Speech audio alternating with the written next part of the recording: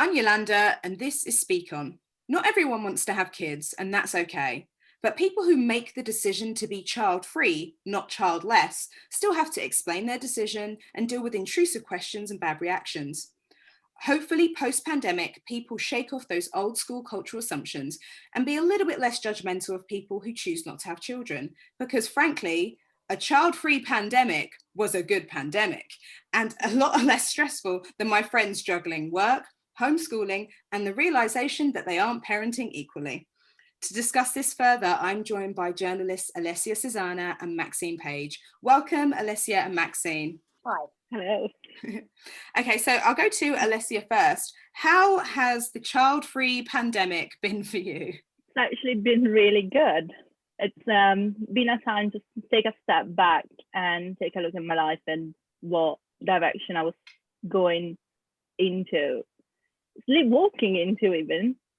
So I've been in therapy and I've done a lot of growing, getting myself better. I couldn't be happier, actually. It sounds really callous sometimes to admit to it, given how many people have lost someone or are grieving in different ways. But that's been my experience. I can't really change it just because someone else has it worse.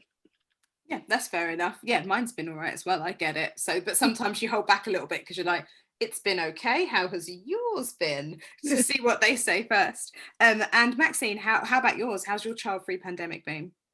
It's been really weird and a mixed bag, which I think is the experience for so many people. The first part of pandemic, I was actually living in Oaxaca, Mexico, and I was on my own in a house, and I literally watched whole 6 seasons of the Australian Married at First Sight, and got out of it to go to the loo and to eat every now and then. That was it. And I struggled quite a lot with like depression because I have bipolar, so that didn't help. But that said, I'm naturally quite of an introverted extrovert, I guess. So being on my own is actually fine. But, you know, I kind of struggled to look after my dog. So the thought of having a child and having to homeschool them and feed them and wash them and talk to them is kind of terrifying for me. So being child-free during the pandemic was a relief. Yeah, absolutely. It's like I saw my sister has 2 children and my sister had 2, and she's a key worker. So she had to work. Sometimes her kids could go into school depending, and her husband's a key worker too. So they had to sort out the kids. She had to work and she had to finish her doctorate. So it was just like, and he's a detective and had loads of cases. So it was just crazy for both of them. I just don't know how they did it. Like my main thing that day was like, should I have ice cream for dinner or should I eat a proper meal? It's the fact that you have to watch like endless, just non-stop repeats of like Barney the dinosaur or Teletubbies or something. It's like, I just want to watch crap TV, like Married at First Sight. Like, you know, it's like, oh. Exactly. I think the best show my nieces got into during the pandemic was the British Bake Off. They really got into that. Yeah, so my sister was like, that was okay. Everything else they watch is complete crap though. You can get her into The Wire, then that would be amazing. I know, right? It might be a little bit inappropriate. Yeah, my sister told me I'm definitely not allowed to let them watch that or any of the other shows I watch. So, but you know, when they're here and she's not, what can she do? There you go. So you have both officially unsubscribed from having children and you've opted for a full and happy life without them. When did you decide that you wanted to be child-free and why did you choose that? I'm going to start with Alessia. It's actually not quite as long ago, and the pandemic was one of the big catalysts for it. So I spent most of my life thinking children is just what happens to you when you grow up. That's what you do. You get married and you have children. And then this year happened. And like, actually, if I wanted, I could fit children in my lifestyle. It's not a rejection of children for that kind of reasons. I just realized I just don't have that pull towards being a mother that I see in the women of my age that have been friends with me for ages. Yeah. So that's how I kind of came into this realization. Yeah, I completely get that. A lot of people have made the decision actually during lockdown to kind of just be like, actually, I'm all right without this. Yeah. And I get it. I live on the ambivalent side of it, whereas some of my other friends have had kids by themselves because they wanted them so much that it didn't matter to them that they're like it's part of a couple thing, whereas I'm like, eh. That's kind of my it's the noise I make when people ask me. Yeah. What about you, Maxine? I don't think I ever made a conscious decision. It's more just a case of I've honestly just never, ever, ever even considered it as an option or something I wanted. Like as a little kid, I never dreamed of my marriage day, my wedding day, and I never like played with baby dolls. And as I became an adult, if I saw a baby, I'd be like, like you just said. But if I saw a dog, I would cross the road and be like, oh my god, a puppy. But babies, I just never ever had that biological pull. I think also, growing up, my parents argued like a lot. And it was kind of just emotionally destructive, and I just thought I would never want to have the responsibility of raising a child, and then as I got older and started dating, I have the worst choice in men. And I just thought to myself, like, I just would never want this man in my life for the rest of my life, which is what happens when you have a kid. So it was a combination of all those things, but not like a conscious like choice as such. Yeah, that makes sense. There is there's something daunting about that if it goes wrong, you can never get rid of that person. And I don't know, I'm glad I don't have any contact with my exes. So it's like if I had a kid with them, oh my God, it would be hellish. All the time, yeah. And is this something that like you had to announce to or tell your family? I'll go to Alessia first. Like, is this something, is it just like you've made this decision and it is what it is, or did you speak to like your family about it? I actually haven't, because when everybody's probably just sort of going along with the idea, we live in central London, small spaces, probably given up on us ever thinking of moving somewhere where we could start a family. My parents probably don't actually care about having grandchildren. Yeah. My partner's family, they probably expect us to change our minds eventually, but it's more a case of kind of just going along, and if someone asks, I'm not shy about it, but never necessarily feel the need to bring it up, kind of making a big deal out of it. Yeah, that's interesting, because I know that some people, when they say I don't want kids, sometimes their parents get upset because they're like, but I want grandkids. But I suppose it depends how many kids they have themselves. Some are worried, that kind of thing. Like Maxine, I suppose like you said, you've never just really wanted that. So is that something you had to tell your family that, I'm continuing to like opt out of this? No, I mean, I left home at 16. And I've always been really, really independent. And so, I mean, for the longest time, my parents thought I was a lesbian because I'd always take my best friend with me to weddings and stuff. So I think the expectation was low anyway, even though obviously lesbians and gays can have children, of course. But no, I never made that announcement, it was just never really expected. And luckily, I have a sister who's 5 years older, and she had 2 kids really early. So my parents, ticked off the grandkid thing. But it was just never expected. I think the only time it really came up, well, for the first time, was my mother was talking about, I think it was Ricky Martin coming out as gay. And she said, oh, it's just such a waste. And I was like, what do you mean a waste? Well, he'll never have children, which is ironic because he has children now. Yeah. But I was like, well, why is it a waste because you have children? And I said, because I don't want children. So my life is a waste? But that was kind of the conversation, but it was never really expected, I think. Yeah, it's such an interesting one, because as like a few, especially I think during the pandemic, a lot of people tried to reconnect with you, like, and some of my parents' friends just said, hey, how are you doing? Just kind of checking in. Like, I spoke to your parents, just wanted to see how you were, blah, blah. And then the first thing they do is like, are you married? Do you have kids? And I was like, if any of those things were happening, you'd see it, or my parents would have told you. Also, everything else in my life was way more interesting than either of those two things. And when they've asked, like, oh, are you going to have kids? Oh, you need to hurry up and have them. Oh, like, are you going to have them soon? And it's like, I don't know. Can I get them in Tesco? I don't know. I don't want to make this decision right now. Waitrose is your best bet. That is true. Exactly. Yeah. Tesco's a little bit janky. So yeah, it's like if I want a better kid, then like Waitrose or M&S, or maybe Fortnum's or something. Probably mixed. They don't have a food hall, do they? But I'm sure they'd sell them. Exactly, yeah. It's like if you just knock on the door and just ask really nicely. But or be careful what code you use, because that could end up with you in jail. So just be very careful about that. Don't ask for any pizza or anything like that. Exactly. Oh God. So yeah, it's like, so the reaction is interesting when I just say I haven't, like after that people kind of tend to leave me alone because they're like, oh, we don't know why, so we're just not going to say anything, which is good because truly everyone should mind their business. But whenever you've spoken to anyone about it or said anything to anyone about it, have you noticed the difference in reaction, like from men and women? Difficult. I've lived in several different countries. So I lived in the UK for a long time. Then when I was 30, I moved to LA for 15 years. Then I moved to Mexico and I lived in Mexico City, Acapulco, and Oaxaca.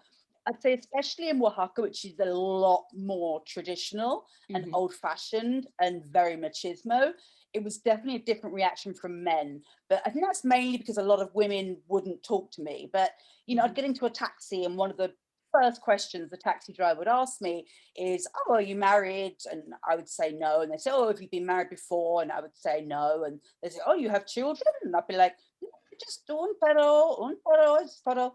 And they could not grasp the idea. The next question would be, well, are you a lesbian? And like, no. And it was just really bizarre. And in Latin America, it's one of the first questions they'll ask. And it just seems so personal. But I think that the main difference is if women do ask in that context, like in the Latin American context, their reaction is one of kind of pity. And they look at you like, oh, I'm so sorry, because they think that it's a biological reason that I can't have them or I haven't met the right man. And it's just very difficult for them to grasp that I just do not want children. Yeah.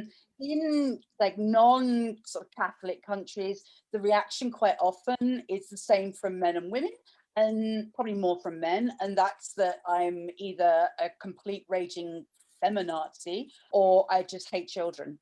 So, you know, whereas women are a bit more accepting, especially women who have children, funnily enough. Yeah, because they're like, we know what's happening here. We know the truth. Yeah. They're like, we get it. Yeah. And what about you, Alessia? Especially kind of like you were saying, from an Italian background, and what's that like? Yeah, it's actually be more generational than by gender. It seems to be older generations expect the traditional roots to be more frequent, while especially even like Italy, you would say, Catholic country, you would expect having a lot stronger feelings about children. The economic circumstances there have been so dry for so many years that my entire generation is looking at children as like the exception. Yeah. Like if you're lucky enough to be in a position to have them. So it doesn't really come out quite as much, except for like older people who'd like, oh, are you getting married? And as soon as you get married, oh, you're having children. But other than that, everybody's just getting on with their lives. It's been surprising in that respect. Yeah. That's really good, actually. That's nice that people haven't got that reaction. It's good from the perspective of obviously the acceptance, but the fact that it tends to be more because they just expect that even if you want them, you can't have them. That's kind of sad side to it, rather than being acceptance of it as a decision that you would have made sense, even if you were in a position to have children. Yeah, I was going to say, from what Alessia was saying, the experience that I had in especially Mexico was, since contraception has been so much more prevalent, will be made legal, that's made such a difference, because now women don't have to get pregnant at such a young age, and they're choosing to work and have careers, and they're holding off having babies, and they're also limiting the number of babies they've had, which has caused a huge rise in domestic violence. You can literally see a parallel with the increase of contraception and the legalization of abortion with the increase in domestic violence, because a lot of men are not happy that the woman isn't barefoot and pregnant at the sink, you know. So it's kind of interesting and kind of scary as well. But that's insane. What is the stupidest thing people have said to you about your decision? Because when we were pulling the show together, me and the producer, we were speaking to people about their decision not to have kids, to be child free, etc. And some of them came back with some people said really silly things to them, mainly like, oh, you might change your mind, like people don't know their own mind when they're an adult. But what is the stupidest thing, or are the stupidest things people have said to you, Max? One of the reactions is, oh, like pity. Then I've had people that have said, like, genuinely, like, oh, you're going to be so lonely. What are you going to do when you're older? I mean, like, automatically, if you have children, they're going to be chained to you, looking after you forever. I mean, there's so many cases of really poor, not poor financially, but just sad, poor elderly people that are desperately lonely, that have children and grandchildren that they never see. Yeah. I mean, I've got I'm lucky enough to have a really close-knit circle of friends, like girlfriends and male friends that I've had for decades now. I'm 51. And, you know, when we're old, a lot of them are childless as well. And when we're old, we can just go and live like in some yurt community somewhere and look after each other, like a load of old hippies or something, you know? But yeah, it's mainly just pity, or, you know, just what are you going to do when you're older? It's just, yeah, it's just bizarre to me. And yeah, you know, what if you change your mind? I'm like, well, I'm 51 now. So even if I wanted to change my mind, which is unlikely, you know, it physically really isn't possible. Looking back, so it's before it was a very conscious decision, but the idea that I would change my mind if I found the right person. And the opposite was happening. I was kind of find the right person. I was like, you know what? I'm done with that. It's married a childminder, so it feels like it's been raising kids this entire childhood and teenage years. And I'm like, yeah, I just don't necessarily care. So it didn't happen. It feels like that is probably the silliest response someone can give to that. That's actually, yeah, that reminds me, I have had only men, never women, but men, usually ones that I've just met on Tinder or I've started dating, whatever. And I have had men tell me many times, oh, you just haven't met the right guy yet. And it's just like, really? I mean, the perfect guy, if I was going to do it, would be a sperm donor, so I wouldn't meet him anyway, you know? So, dude, please put it away. Why do so many people think that just meeting the right person is going to be the cure for all of these things and everything is just going to be magic? It's just so weird. It is weird, but I think part of it, if the person, you know, cares about you genuinely, I think part of it is actually coming from a place of genuine, you know, love and concern, because they, you know, like to see you settle down and in a, you know, nuclear family unit, you know, because that's just society. Although we all know now so many marriages end in divorce, and you know, you have single parents and you have mixed marriages and you have adoption, surrogacy, whatever. It's not the traditional nuclear family anymore. But I think part of it comes from that. Then I just think the other part just comes from people's insanity and fairy tales that they tell each other. So I think it's a mix. Yeah, absolutely. And how do you think being child-free affects people's perception of your personal time and your life? Like you said there, it's like people think, oh, maybe you just haven't met the right person, that's why this hasn't happened to you. But are there other ways that it affects the way people view you and treat you? I'll go to Alessia first. Probably the assumption that it's a selfish decision, that we are looking at it and being like, oh, I want to preserve my free time and my independence. And actually, no, it really resonated with me what Maxine was saying earlier about a family of origin. If I say it's a big responsibility, and I'm not necessarily sure that I would be a good mother. And it feels to me like it's not a selfish decision to say, I don't want to ruin a child's life just because it looks nice, the idea of the pretty picture with the baby in my arms. So yeah, I think the selfish perception is probably the strongest I would bring up. That's interesting, isn't it? I'll second that. Definitely the strongest reaction you get and the most common reaction you get is that you're a selfish person. And, you know, I'm divided on that, because in a way, yes, that's true, in that I value my own time. I like to be on my own. I like the freedom to be able to go where I want, do what I want, eat when I want, drink beer at 11 a.m. if I want, you know, go out with who I want, travel where I want. So there definitely is a huge part of that. But then I question it, because in so many ways, I think having, not always, of course, but in not so many, but in some cases, I think it's actually a very selfish reason to have children. And I question the motives behind it. I mean, I know at least 2 or 3 girlfriends that have gotten accidentally pregnant because their relationship isn't going well, you know, and that to me is one of the most selfish, awful things somebody can do. And also I think with the overpopulation we have in the world, that having children just to have like a mirror image of yourself, or just because you have to, you know, produce your genes. Like, to me, that is just like, to me that is just the ultimate selfishness. But then I haven't got that biological urge that thankfully a lot of women do have, because we do have children. So yeah. It's interesting, isn't it, when how people view, it's much like self-care. Self-care isn't selfish, and making decisions for your life to say, yeah, no, I like my life being this way and I want it to stay that way, isn't selfish. It would actually be more selfish to say, I'm going to bring this child in my life and then I'm going to be really annoyed that I did it just because it makes other people feel better. That feels weird. That feels like a crap motive. I mean, in this day and age, I think we've now come to the realization that, you know, parents are humans and all parents make mistakes, and, you know, all parents are messed up, and pretty often their children become messed up because of it, you know. So it's just strange to me. I mean, I just have a perception as well is straight away that I just really hate children, and I'm against children. I'm not a child hater, I just don't want them myself. Yeah, it's a weird one, isn't it? Yeah, I've seen a few people, so because I have quite a few friends that from when we were a lot younger were like, absolutely no children at all, and people have said, oh, isn't that selfish? And they're like, well, why is it selfish? Can you explain to me why it's selfish? And actually, when you ask them, they actually can't really tell you. It's like, because there isn't actually a selfish motive. Yeah, and it's like, so what is selfish about it? The fact that I just don't want to do what you've done, I don't understand. Or is it selfish that you are living a life and you're tired all the time and you may be a little bit resentful of it at times, as much as you love your child? Or could I be of service elsewhere and live my life a different way? It's a really strange thing.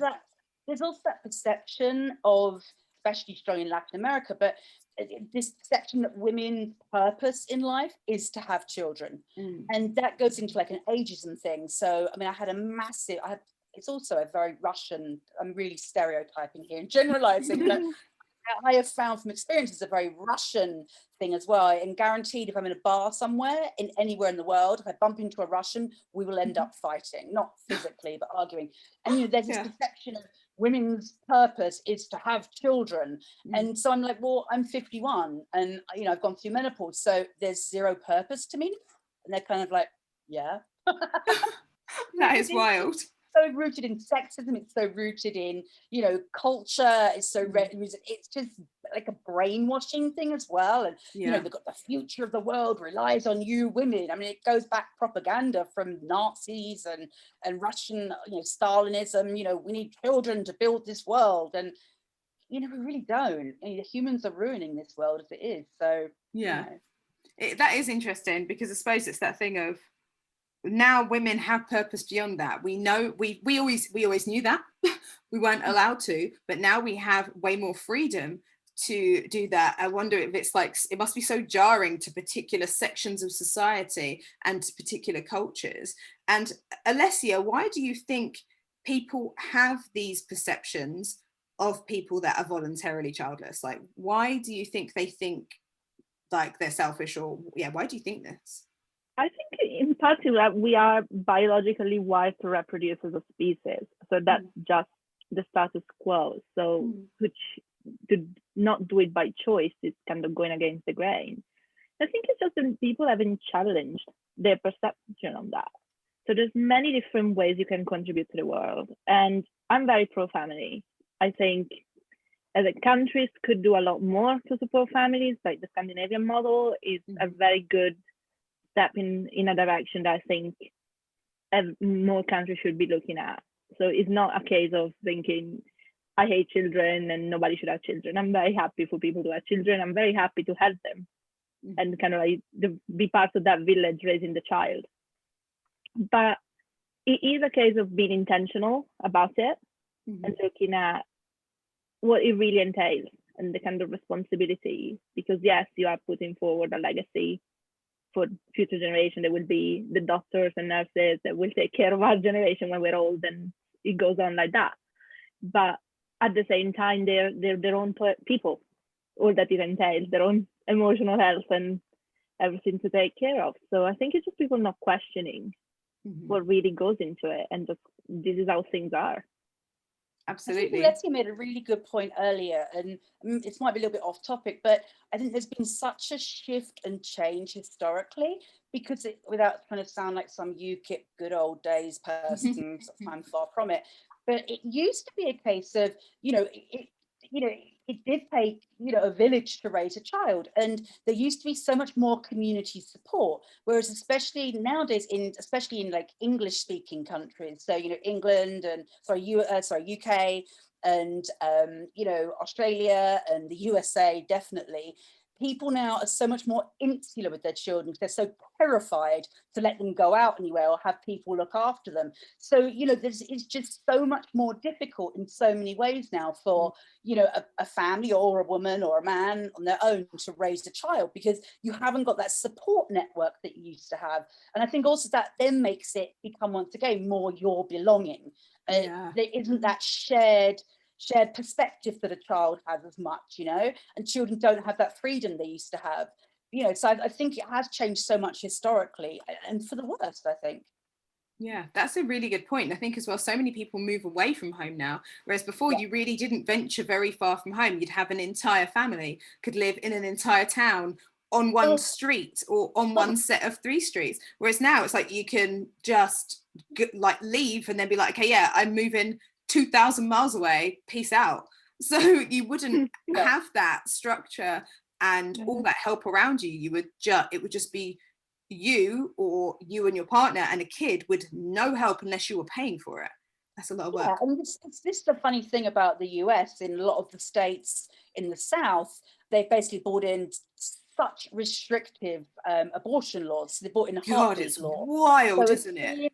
Heartbeat is detected, which can be literally 4 to 5 weeks into a pregnancy, which before a lot of people even realize they're pregnant, they're not allowed to have an abortion in that state. And yet at the same time, those states have the most restrictive welfare welfare programs. They have no care programs, like after school programs for children, no creche facilities, so if you're a poor single mum, and those states tend to have a high percentage of poverty, you're a poor single mum, you're forced by law to have this baby, and then you're given absolutely no support or limited support by the state. So it's like, okay, you care so much about children that you don't want someone to kill a fetus that isn't even an embryo, that isn't even a formed child. Yet when that child's born, suddenly you don't care in the slightest, because they can then grow up and you can incarcerate them and they can put cans of coffee for Starbucks together for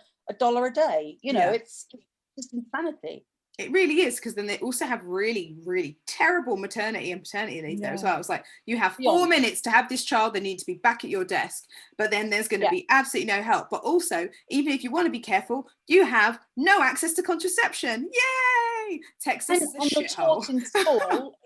Also, there's many schools in the South, specifically in the Bible Belt, that will teach abstinence only. Yeah. And hey, which obviously works. Exactly. It works really well. Yeah. Palin was the poster child for abstinence only, and her own daughter, Bristol, got pregnant at the age of 15 and then pregnant again at 18. And so really don't do it, kids. That's gonna work. Oh dear. Yeah. The policies are all over the place, aren't they? And I wonder what will happen in those states with these newer laws when it comes to people choosing to have children or not, and also their access to everything as well. That's going to be really interesting / depressing to see. Does being child free, because both of you are journalists, are both of you freelance for your entire careers as well? So I suppose does being child free affect work when it comes to leave and flexi time policies? Because I know of other people who work with people that have children, and people that have children are given a lot of leeway because the people without children are expected to pick up the slack, even though they're getting paid the same or less. Is that something you've witnessed or had happen to you at all? I'll go to Alessia for that one first. Not directly, but I kind of probably an expectation that is there if I was ever to be on staff somewhere, which I can't see at the moment is happening. But I'm always very conscious of these kind of issues relating particularly to women. Obviously, being a woman myself, that kind of perspective that's very personal. But yeah, I wonder sometimes how much goes to freelancers or the work that we write for magazine is picking up the slack for someone on staff that isn't there because they have that flexibility. So maybe we just don't see it, but it is happening, and we are part of it. I don't necessarily mind it in a way as if I don't mind the fact that taxes go to pay for things for children, as I see it very much as that village. I see it as a society thing. It's just my personal decision not to contribute the child, but I'm fine to contribute to the people who want to contribute the child. Yeah. So I don't necessarily mind it, but I think, yeah, it is a question. And what about you, Max? Anything you've seen before? Well, I've been freelance for around 4 to 5 years now. So previous to that, I always worked, and I've always worked in offices. I traveled a lot with work, but I was office-based mainly. And it's very different from UK, Europe to US to Mexico, definitely. In the US, it's just incredibly restrictive for women, and they really struggle to get time off to go to meetings, you know, with schools, or, you know, if their child's sick and they need to take time off and work from home, it's really frowned upon. And even though there's supposed to be equality laws in place, no, you're going to lose your job if you take too much time off because of your kid. And the UK obviously is a lot better, I think. I mean, I used to get the same argument from people that are non-smokers because I smoke really heavily, and now you can't smoke in an office. I go outside and have smoke breaks. So you get people bitching that, oh, well, you know, you go outside for a 15-minute smoke break like 6 times a day. That means I'm working blah, blah, more They hours. could always just get up and go and stand outside. I don't understand That's what I used to say. Like, let's go get a coffee or whatever, you know, just because you've got this amazing work ethic that you pride so much, that's up to you. I mean, I work my ass off, but, you know, come on. And so, and the same as Alessia said, I feel that, you know, if women, I mean, I'm a devout feminist, but I'm very, very pro-choice. And that means I'm pro-choice for abortion, and I'm also pro-choice for women to be able to have children, have the support and the financial support and the social support and work support to be able to have those children and have a work-life balance of sorts. And, you know, if a woman needs time off, when I've worked as an editor and I ran a team, any of my staff members, male or female, that needed time off for their kids, I was more than happy to give it to them, because as far as I'm concerned, it's way harder work for them to be looking after kids than it is to be actually in an office. And secondly, it's just the right thing to do. And if you want a society that is fair and equal, and you want healthy, well-balanced people, they need to be raised in a healthy, balanced way, and they need their parents or parent, you know, so it's important. Yeah, absolutely. I've worked at a few places that are great, like with people that have kids, and there was one place I worked in particular, and someone came in to interview for a job, and she was brilliant, but she had quite a young child, and she was like, okay, here are like my hours, this is what I have to do. But because the company was so small, it was like when I spoke to the bosses, and I was like, I'll be honest, I was like, I had to make the part of the decision, because I could see that in order for her to be a good parent, I'm going to have to pick up the slack. And I was like, I don't have kids. This isn't my choice to pick up the slack for her, unfortunately, and no one pays me enough to do so. And because this isn't called the Yolanda company, I don't care enough. So for me, I was like, it's a no. I kind of vetoed her being hired because I could see that there'd be an imbalance. But then anywhere else I've worked that's bigger to absorb that, absolutely, you can go all in because it can be spread out. But I think that's the only time I've ever felt like, I remember really umming and ahhing over that decision, because I was like, I really should be great here. And it'd be really great for her to have her join the team. But also, I don't want to come in earlier because her kid's doing something. No one pays me enough. I'm sorry. And I had to kind of tap out of that. But yeah, I felt terrible about it. Well, to this day. That is a huge problem. And in theory, there are laws that prevent that from happening, in theory. But in practice, it's just completely not reality. And I obviously don't get this issue now, but when I was in my early 30s, mid 30s, even up until about 40, I'll name and shame them, and obviously you can cut this bit out if you want, but I'm very happy to name and shame them. I made the mistake of going to work for the Daily Mail, and I was in the US, and I opened their US office for their online operation. And Martin Clark, the then editor of the online, in an interview said to me, and it's totally illegal, but he said to the meeting, well, you know, at your age, obviously you're going to be thinking about popping one out.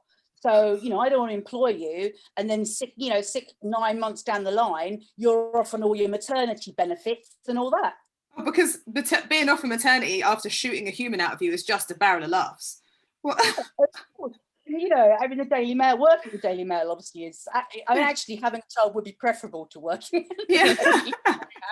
Said that is the most shameful thing I've ever done in my life, and I've done quite a few things, but it was really shocking to me. So there is that perception and that sexism as well of there's an expectation that women should have children, but at the same time people don't want to employ them because they're going to have children. It's going to cost them money, and it's like, make your mind up. Yeah, absolutely. Yeah, you really have to work out what it is that you want. Yeah, and especially what they want actually. In reality, it's a woman to have the children, but to stay at home and cook and clean for the men and look after the kids from home and not take the good job. So that's the reality, I guess. Oh, isn't it fun and games? Live in a patriarchal society. Actually, what you just said just reminded me of something. Like people will automatically often think that I'm a career woman and I've put my career in front of having children. And they act like you forgot.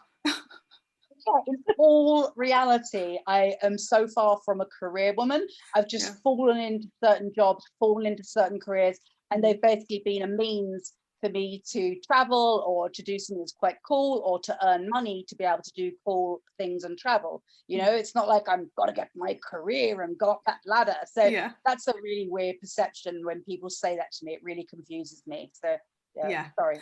Yeah, that is definitely a thing, isn't it? I didn't even think about that until you said it. Of course, there are people that was like, oh, have you put your career ahead? This is what some people fed back to me a while ago when I initially thought of doing this pod, and they're like, people think I've put my career. It's like, no, I would have had this career anyway, even if I had kids. But also, I've just I just do what I'm doing. And I suppose also when we're working media is kind of like the best job, because kind of sometimes it looks like you're working harder than you are, but also so many aspects of it are fun. And it's like, actually, I'm not saying none of us tried.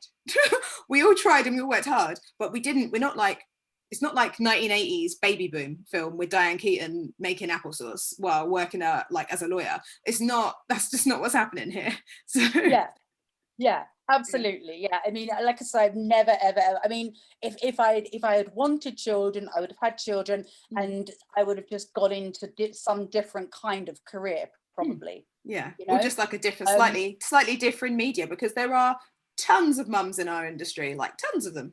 Yeah. I work for a parenting magazine or something like that. That's the whole career. And I mean, it is the case for some women. They do really, really concentrate on their career, and then suddenly it's too late. Quite often, as you said, in like the world of finance or in law, which are very male dominated, and you've really got to prove yourself as a woman and wear your power suit and be there with the big boys. And I think that there is so much pressure on women like that they do get to an age where they're like, oh shit, I forgot to have the kids. So I think that is the case, but I think in media it's kind of a bit different, isn't it? Yeah, I feel like we're just all manic pixie dream girls living in a fantasy land, and and I wouldn't want to be anywhere else.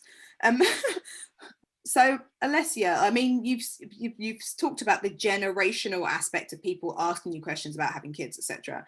Why do you think people think it's okay to ask about having children and then ask about a lack of children? Why do you think people think it's okay to ask the more intrusive questions? Because really, no one needs to ask any of that. Not everybody could live their lives without ever asking this question, but why do you think people are doing it?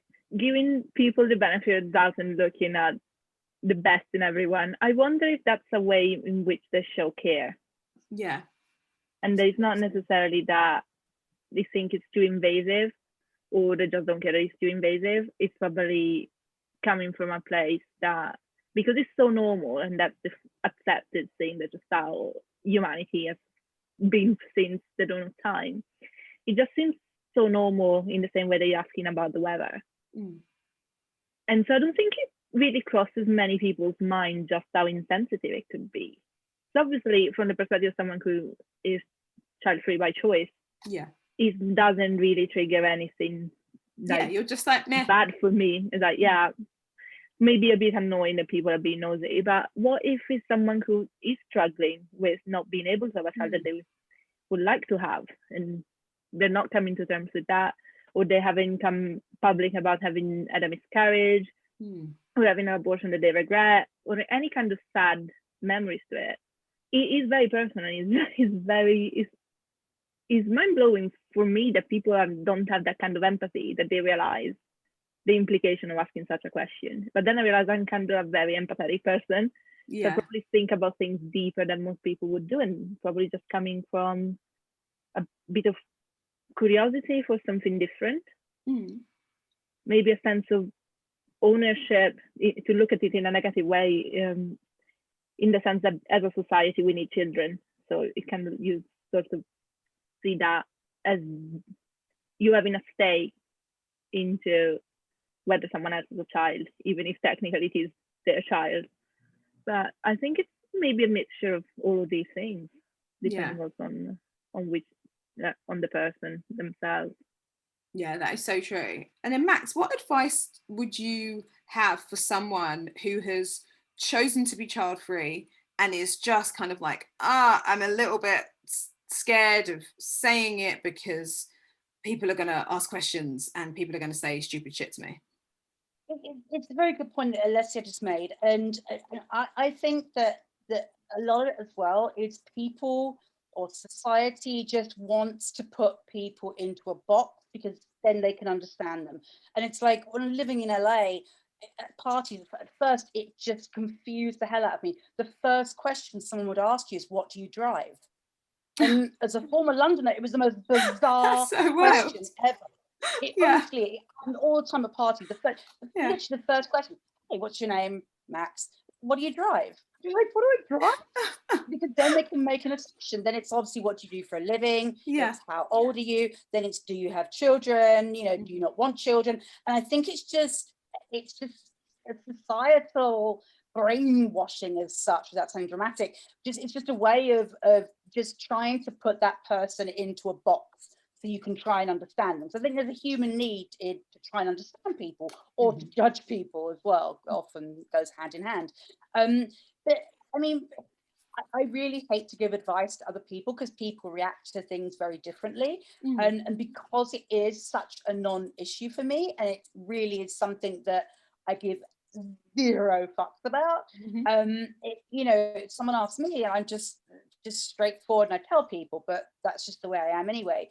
But some people aren't that way. So I think it's just, I mean, if someone is out of choice child-free, then I think it's very different than the situation that Alessia said, you know, where someone has had a miscarriage, or someone isn't able to conceive, or they're trying IVF, or, you know, they've gotten to an age where they can no longer conceive. That's a very different situation. But if it's, you know, if you're child-free out of choice, then best way to respond is just honestly and just to tell people. I mean, it doesn't make me angry, it doesn't irritate me or annoy me, because I think it's just people's curiosity, and it's just people's desire to label you and put you in a box and to understand you, i.e. judge you. So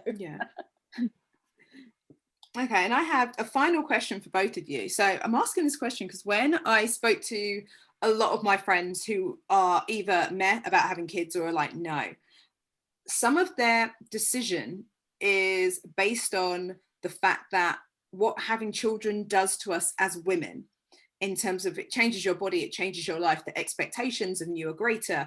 Parenting is unequal. Even if you try very hard in your relationship to have that balance, it's, you know, there is like as opposed to joint parenting, there is a mum and a dad role, etc.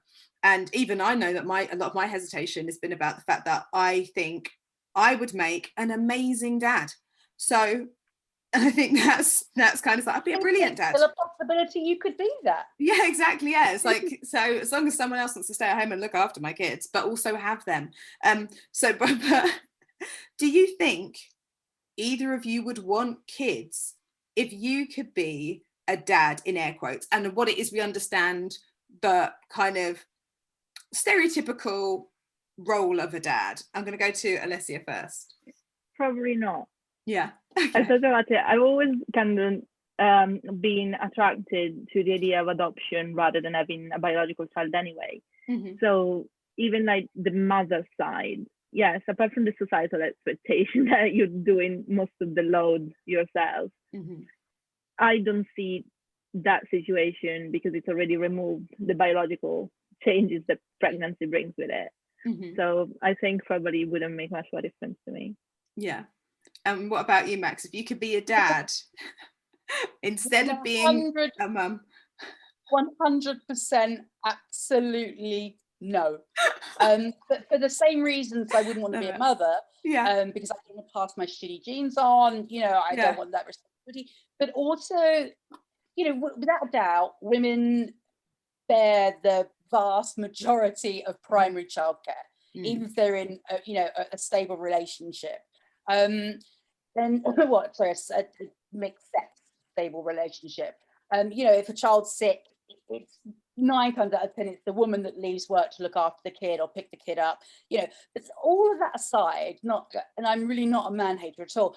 My heart really does go out for some fathers as well, because there's situations where the couple break up and the child is used as a weapon. They're not allowed to see their kids, or they're expected to provide over the top financial compensation to support obviously their ex-wife and the kid, and of course they have to support their kid, but it's a real financial drain they're trying to get on their own. And so I really feel for fathers.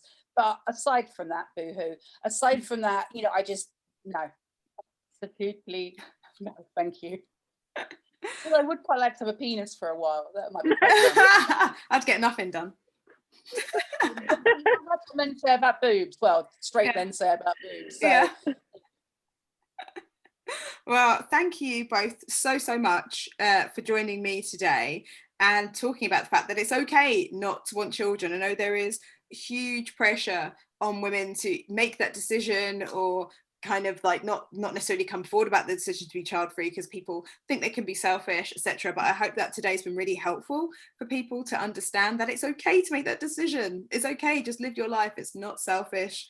We're all here just trying to have a nice time, and like that doesn't mean having a child. Sometimes that means just having a beer at 11 a.m. like you said, Max. 6 a.m, whatever. But I mean, I really, really hope that one day it becomes, same as I hope that, the gay conversation one day is just a complete non-issue. And I really hope society is moving towards that, because, the concept, as a predominantly straight woman, of having to go to my parents at some age and say, Mum, Dad, just so you know, I'm sexually attracted to men. Like my parents, the thought that a gay boy or girl or man or woman has to have that conversation is just so insane to me. And so I hope one day that it'll be the same with the whole child question, that it's just a non-issue. People have them or they don't have them.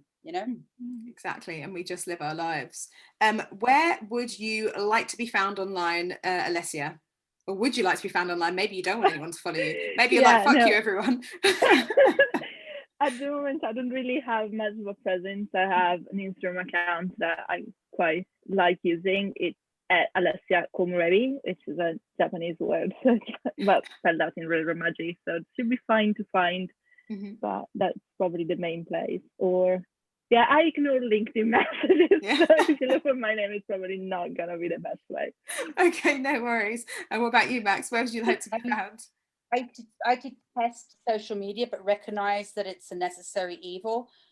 So I rarely use my Twitter, and usually it's just me to rant or complain about company service. Same. Yes, I guess my Twitter, which is, I have to even check because I can't remember, at Maxine page. Brilliant. Well, thank you both so much. This has been really great, and I'll have to definitely get you both on again at some point in the future.